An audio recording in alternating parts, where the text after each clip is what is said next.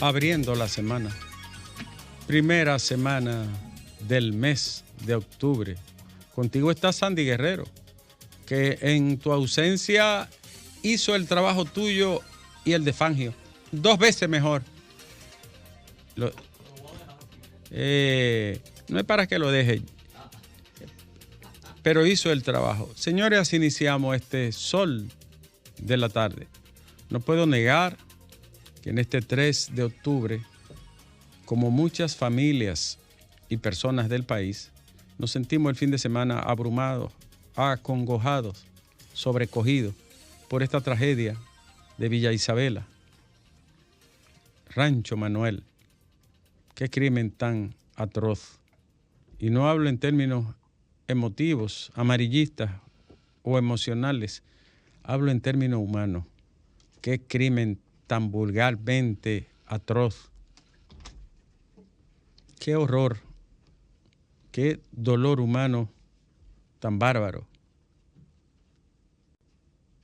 Puede abordarse este hecho desde diferentes costados, Alejandro, y el denominador común será siempre: ¿por qué? ¿Por qué cercenar 3 vidas de esa manera tan cruel, tan abominablemente bestial? La muerte de 3 ciudadanos dominicanos, hasta ahora presumiblemente, y no se ha establecido todavía el nombre del presunto autor de esta masacre de origen haitiano, y no se conoce el nombre porque así ocurre la mayoría de las veces, solo conocido como Blanco o Blanche. ¿Quién sabe el nombre? Nadie. ¿Quién asienta su domicilio? Nadie. ¿Quién tiene dominio de su identidad? Nadie. ¿Quién conoce sus antecedentes? Nadie. ¿Quién tiene su número de pasaporte? Nadie. ¿Quién tiene su número de cédula? Nadie. ¿Quién tiene un documento que avale que se trata de una persona de tal o cual condición social y civil? Nadie. ¿Por qué? Porque precisamente es nadie quien tiene dominio de un estado migratorio caótico, irregular, totalmente desregulado y cada vez más delicado y peligroso. Y no lo digo solo por este hecho. Este hecho se ha repetido varias veces. Ocurrió en Montecristi con un empresario. Ocurrió en Mao con un productor bananero. Ocurrió en Santiago Rodríguez con una familia que había acogido por más de 15 años a una persona de origen haitiana y que al final terminó cercenándole la vida y la cabeza. Ocurrió en Higüey, ha ocurrido en Santo Domingo, ocurrió en San Juan de la Maguana y ocurrió en Pedernales una vez. ¿Y por qué ocurren estos hechos? Bueno, las razones pueden ser hasta antropológicas, pero hay una variable que es inocultable en esto. Alejandro, como un simple opinante público, como un simple pensador, como un simple ciudadano que hace uso de la palabra públicamente, yo sería incapaz de contratar a una persona de la que no conozco ni su identidad, ni su nombre real, ni sus datos personales, ni sus antecedentes, ni su domicilio, ni su origen, ni nada. O sea, ¿cómo es que somos tan confiados? Y no quiero jamás culpabilizar, no, nunca más culpabilizar o responsabilizar a víctimas que hoy nos duelen a todos. Pero ¿por qué?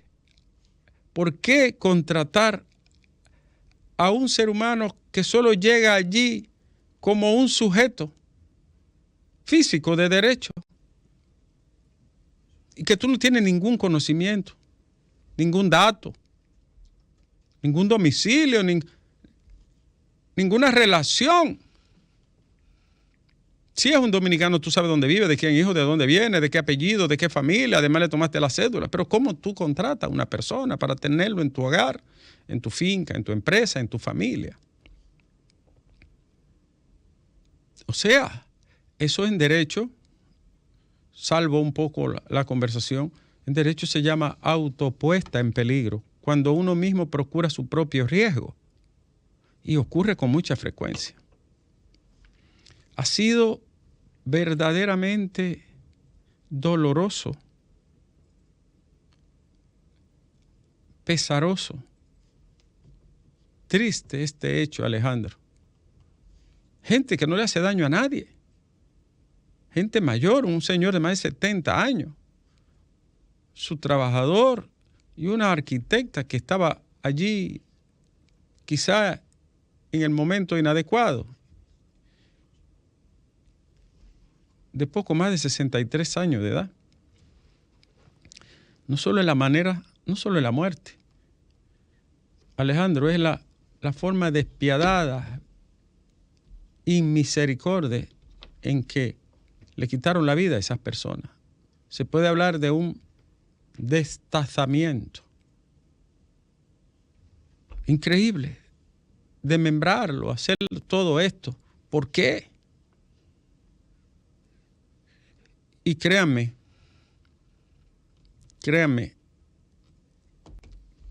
que esto va a seguir ocurriendo si sigue este desorden, este caos, y también esa parte que nos corresponde a todos, de confiar en personas que tú no tienes la mínima idea de quién es, porque ni siquiera tu lengua habla.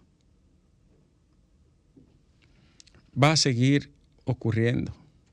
Ahora bien, en términos macro, estructural, ¿cómo diablos los dominicanos pararemos este tráfico de seres humanos y este flujo constante de migraciones sin control,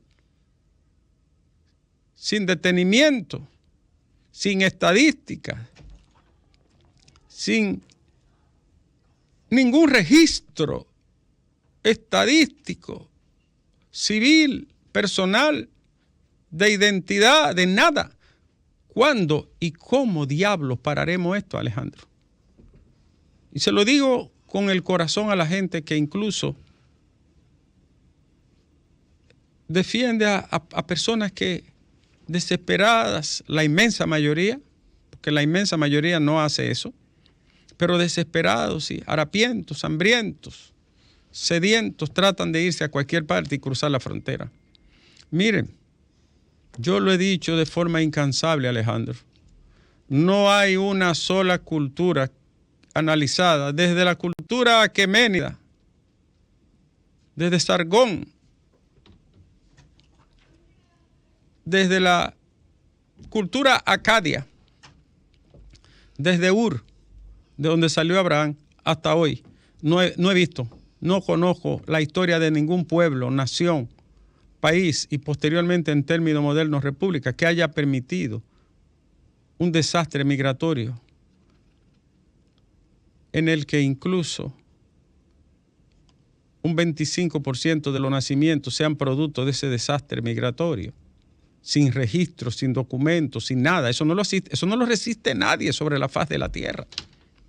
¿Y por qué los dominicanos tienen que soportarlo? Por años y años y décadas. ¿Por qué? O sea, nadie va a parar esto.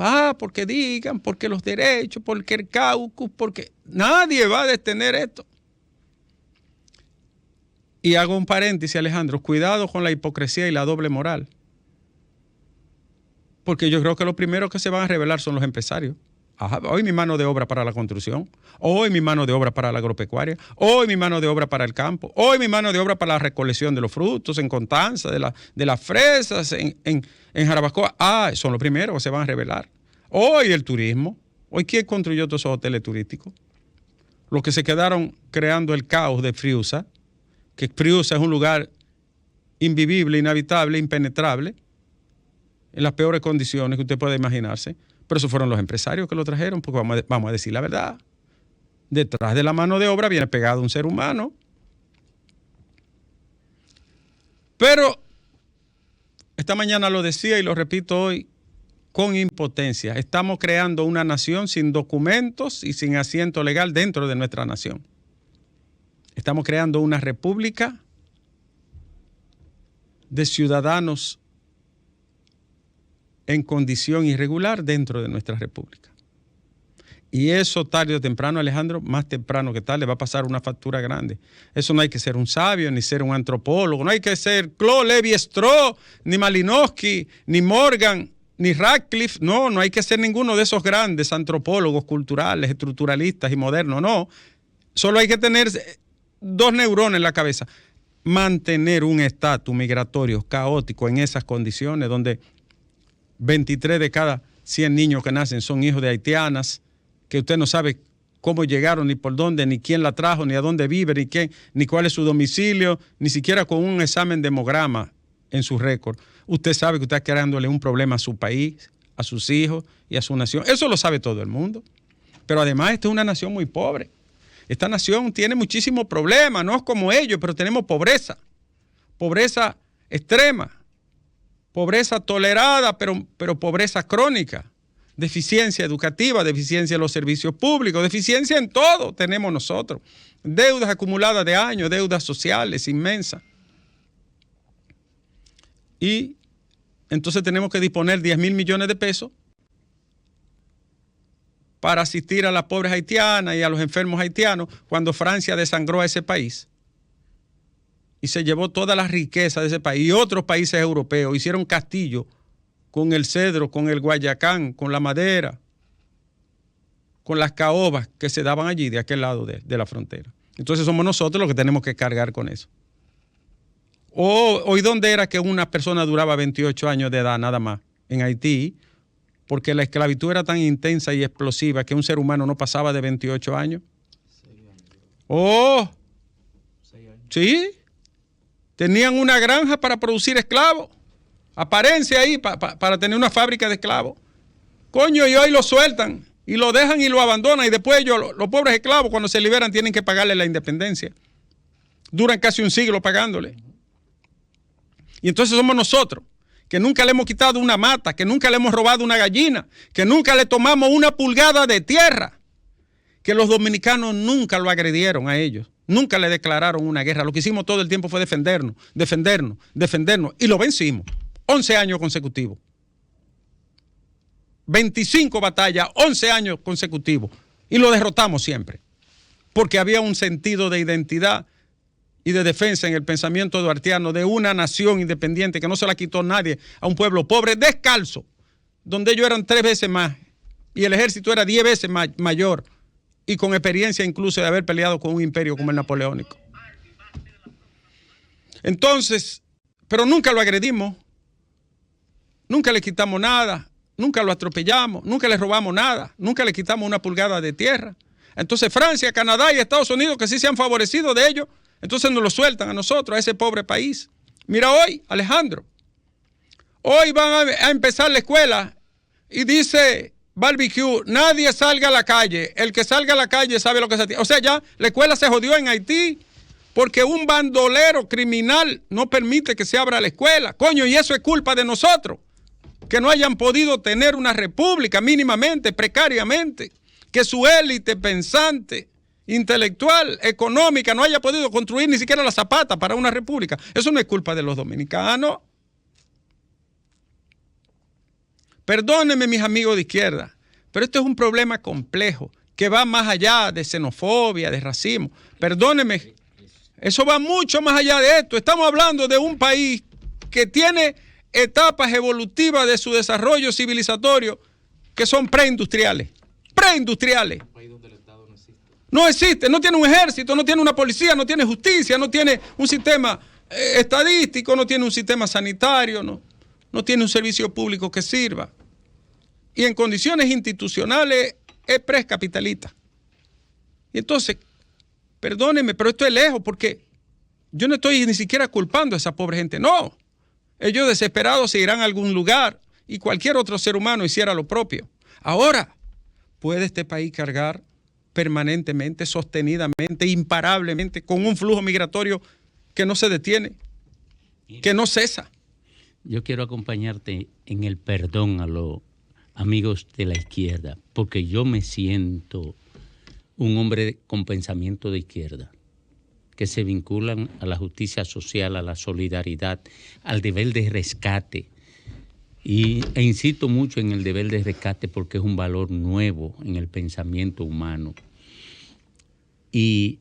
Pero a nadie se le puede pedir que le dé a otro lo que no tiene. No, lo que no tiene. Lo que tú no tienes, tú no puedes dárselo a nadie. Nosotros no podemos solo con el problema haitiano. Pero no podemos ni con el de nosotros. Aunque tengamos el sentimiento de solidaridad más excelso que pueda abrigar un ser humano, no podemos con el problema haitiano. El problema haitiano, yo he visto amigos entrañables de izquierda que plantean no a la invasión haitiana, que me presenten una alternativa. Yo también pido otra. Digo, dime, ¿qué hacemos? Que me presenten una ¿Con esa alternativa. claque? Con eso. Cuando sabemos que ni siquiera esa funciona. No, con esa claque financiera que no le duele su pueblo, que no le importa nada. Déjame decirle algo, me parece, no me recuerdo dónde lo leí, no, tendría que buscar la data, pero indexado a, creo que a 2020, el valor de lo que Haití tuvo que pagarle a Francia en esos 100 años equivalió a 259 mil millones de dólares. Sí, O sea, prácticamente para construir el país completo. sí. Pero los Si tú- franceses no cargan con esa deuda. No, y tuvieron 112 ingenios de trapiche allí, y fábrica de añil, y fábrica de guanos y de soga, y tuvieron fábricas de cuero, y tuvieron una producción maderera que acabó con las Porque tierras. parte del relato... O sea, todo se lo llevaron. Parte del relato de victimizar a la víctima del pueblo haitiano de parte de los poderes coloniales es hacer creer que los que devastaron ese país fueron ellos. Sí. No los dueños del ingenio cortando los montes para alimentar la caldera. Era en la región, era el territorio donde había más madera preciosa, más que de este lado. Claro. Más que porque de era este más lado. seco y por lo Más tanto que la de caoba este se lado. daba más. Caoba, cedro, guayacán, roble, roblillo, todas las especies. Y lo devastaron para hacer palacetes y hacer palacios y para hacer ducados y mil cosas. Allá se lo llevaron todo. Un país con 27.000 kilómetros cuadrados, 20.000 son de montaña. Solamente 7.000 eran de llanura. ¿Qué ocurrió con esos valles? Vino toda la erosión y empezó a dañar las tierras. Ellos devastaron a ese país, se lo tragaron vivo. Además de que pusieron en práctica el experimento más violatorio de la dignidad humana. Pusieron fábrica de esclavos para reproducirse, para explotarlo. Lo metían a los 15 años. Y a los 15 años salían vueltos añicos los que sobrevivían. Y ningún hombre pasaba de 28 años de edad. Coño, lo que le hicieron a ese pobre pueblo. Y ahora te lo sueltan y le dejan el país a las bandas y a estos criminales, narcotraficantes, Y a secuestradores. Y que nosotros carguemos con esto. Coño, y Francia no puede hacerle 3 hospitales. Canadá no puede darle 3 hospitales y carreteras. Con la y Guyana, Estados Unidos con la Guyana vacía. Estados Unidos duró 19 años metido, interviniendo, desde 1915 hasta 1934. Y Mira. mataron a Charlemán Peralta y mataron a los líderes que se opusieron a eso. Hicieron todo lo que les dio la gana. Ahora quieren que este país resuelva eso. No, señores, vamos a ser solidarios, vamos a darles atenciones, vamos a darle medicina, vamos a darle todo lo que ustedes quieran, pero este país no puede. No puede y le está gestando a la nación dominicana, repito, que es lo más peligroso de todo, le está gestando un proceso de guetización que ustedes han visto cómo viven. Miren esa pobre casucha que quemaron, que esa pobre gente no tiene culpa, porque ¿qué culpa tiene un ciudadano que ni sabe ni tiene que ver con eso? Pero fíjense la casucha en que vivían. ¿Quién asienta a esa gente ahí? Los mismos empresarios que lo explotan. Y le cobran alquiler. Y le cobran, lo mismo que lo explotan y lo dejan meter. Y en Constanza pasa lo mismo. Hileras de casa, de casuchas, tugurios de pobreza para que le recojan la uva, para que le recojan la papa, para que le recojan todo. Y en Jarabacoa también, explotando a esa gente, los empresarios, por no pagar seguridad social, por no pagar salarios a tiempo, por no pagar a la tesorería de la seguridad social, por no pagar impuestos. Porque coño, dígame usted, hágase rico, hágase multirrico, hiperrico, ultra, mega rico. Coño, pero no daña a su país. Y es un maldito daño al país que le están haciendo. Porque traficar seres humanos es un delito de lesa humanidad. Y hay montañas de dinero que se han levantado sobre esa práctica indigna. Por eso digo al final, y no se lleven de los discursos de todos estos politicuchos y politicatros y politiqueros, que todo eso es montándose en la demagogia. Hábleme de un plan, de qué vamos a hacer, cómo afrontar esto ante una contingencia tan grande, que cada vez es peor, porque imagínese el desastre que hay allí. ¿Usted se imagina una oleada de gente corriendo a la frontera? ¿Ustedes han pensado en eso? Ahí escuché un audio de que no tenemos ni siquiera, todo eso es falso, esa gente no tiene un ejército, no tiene una policía, no tiene fuerza armada, no tiene fuerza aérea, no tiene una armada, no tiene una marina, no tienen nada, ¿con qué van a pelear? El problema no es ese, es la oleada de personas que se produzca masivamente. ¿Cómo tú vas a afrontar esto? ¿Qué respuesta tú le vas a dar? Porque, ¿cómo hablan de una guerra? Yo oigo a gente hablando, Dios mío, porque estamos enfermos, de que una guerra. ¿Qué guerra con quién? En un país donde el 70% pasa hambre todos los días. ¿Guerra con quién, diablo? No es el problema es que una oleada masiva de gente desesperada, eso es un huracán. Eso es un turbión de seres humanos que tú no tienes cómo detenerlo. Es a eso que hay que apuntar. Pero ¿cómo tú me mandas un audio diciéndome de que para enfrentar en una guerra con quién? Donde el 80% es pobre, que no tiene ni siquiera qué comer, que come 1 o 2 veces al día. Entonces digo finalmente, Alejandro, el Estado Dominicano, y no voy a hablar del gobierno ni de este gobierno, esto es un tema que hay que tratarlo a futuro. Ya, y planificar, y con todos los sectores. Esto es como la educación, que tú no puedes coger la sábana por un canto.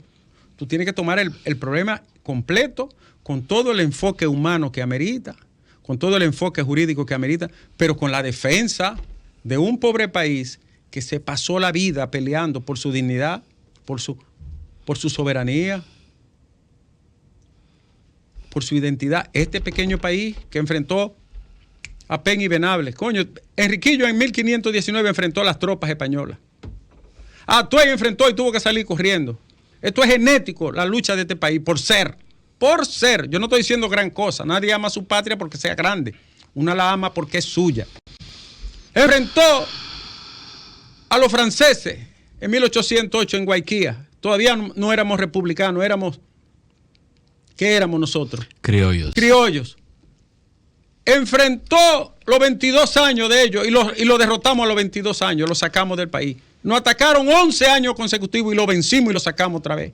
Enfrentamos a los gringos en el 16. Enfrentamos primero a Pen y Venables y enfrentamos también a Francis Drake, el delincuente de la corona inglesa, y lo soportamos. Ya de salir. Enfrentamos a de Salinas en 1805. Enfrentamos, Alejandro, a las tropas interventoras. Enfrentamos las tropas del 65.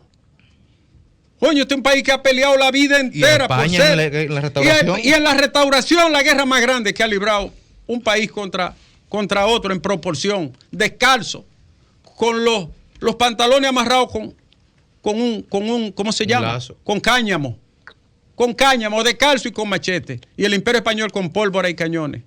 A Barrientos y compañía, ¿verdad? Lo enfrentamos y lo vencimos con Gregorio Luperón. Esto no es patriotismo, no es chauvinismo, no es nacionalismo enfermizo, no, esto es historia. Que yo creo que solo Vietnam ha peleado más que nosotros por su suelo. El único país que nos puede disputar a nosotros la hidalguía de defender la nación, el suelo, el nombre, la lengua, se llama Vietnam, porque eso es clase aparte. Y también hemos soportado los ladronazos y destripadores y ladrones y depredadores que hemos tenido dentro, Alejandro.